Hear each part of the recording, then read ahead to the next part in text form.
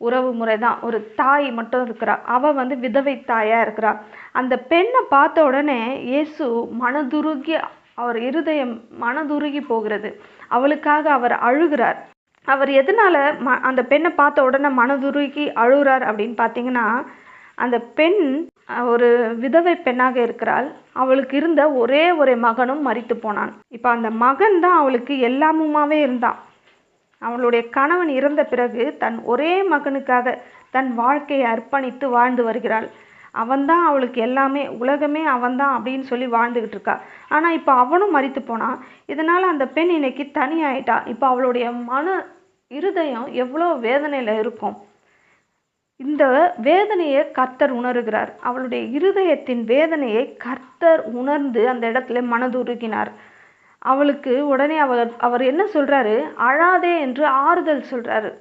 இயேசு